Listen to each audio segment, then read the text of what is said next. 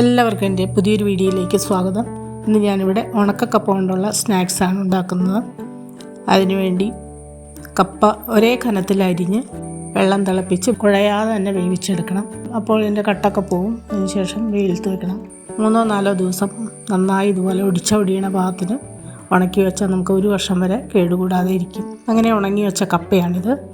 അത് ഇനി ഒരു ഉരുളിയിൽ ഓയിലൊഴിച്ച് ഹൈ ഫ്ലെയിമിലിട്ട് നന്നായി ചൂടായി വരുമ്പോൾ കപ്പ ഇട്ട് കൊടുക്കാം.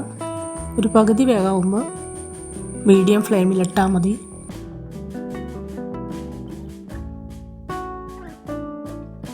ഒരു 3/4 ഭാഗം വെന്ത് കഴിയുമ്പോൾ 2 ടീസ്പൂൺ ഉപ്പുവെള്ളം ഒഴിച്ചു കൊടുക്കാം.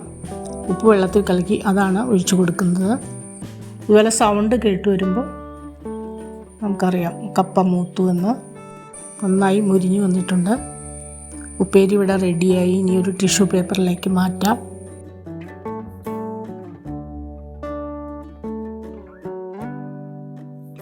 ബാക്കി കൂടി ഇതുപോലെ തന്നെ നമുക്ക് വറുത്തെടുക്കാം. ഹൈ ഫ്ലെയിമിലിടണം, അതിനുശേഷം മീഡിയം ഫ്ലെയിമിലിടണം. ഓയിലിൽ ഉപ്പുള്ളത് കൊണ്ട് ഒരു മൂപ്പായി വരുമ്പോൾ 1 ടീസ്പൂൺ ഉപ്പും ചേർത്തു. കുറച്ച് ഉപ്പ് ഓയിലുണ്ട്, അതും ഇതുപോലെ തന്നെ വറുത്ത് കോരാം. മുഴുവൻ കപ്പയും ഇതുപോലെ തന്നെ നമുക്ക് വറുത്ത് കോരാം. എൻ്റെ ചാനൽ പുതുതായി കാണുന്നവരൊന്ന് സബ്സ്ക്രൈബ് ചെയ്യണേ. തൊട്ടടുത്ത ബെല്ലൈക്കനും ഓളും പ്രസ് ചെയ്താൽ ഞാനിടുന്ന എല്ലാ റെസിപ്പിയും നിങ്ങൾക്ക് നിമേഷം കിട്ടുന്നതായിരിക്കും. ഉപ്പും ചേർത്തു. മുഴുവൻ കപ്പയും ഫ്രൈ ചെയ്തെടുത്തു. ഇതിലേക്ക് തന്നെ കുറച്ച് കറിവേപ്പിലയും നല്ല ക്രിസ്പി ആയിട്ടൊന്ന് വറുത്ത് കോരാം. കുറച്ച് വറ്റൽമുളക് കൂടെ ഫ്രൈ ചെയ്തെടുക്കാം. കപ്പ ഉപ്പേരിക്ക് കൂടുതൽ ടേസ്റ്റ് ആയിരിക്കും കറിവേപ്പിലയും വറ്റൽമുളകൊക്കെ ചേർക്കുമ്പോൾ. അതും ഇനി ഉപ്പേരിയിലേക്ക് മാറ്റാം.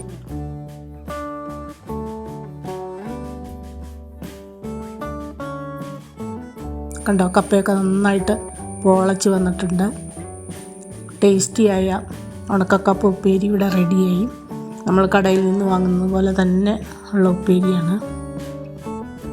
ഇനി ഇതേ ഉപ്പേരി തന്നെ ചൂടാറി കഴിയുമ്പോൾ ഒരു ബൗളിലിട്ടിട്ട് കുറച്ച് നമുക്ക് പൊടിച്ചെടുക്കാം. അവലോസ് പൊടി പോലെ തന്നെ പൊടിച്ചെടുക്കാം. അങ്ങനെ പൊടിച്ചെടുത്തു. ഇനി ഇതിലേക്ക് കുറച്ച് തേങ്ങ ചിരകിയതും മധുരത്തിനാവശ്യമായ ശർക്കരയും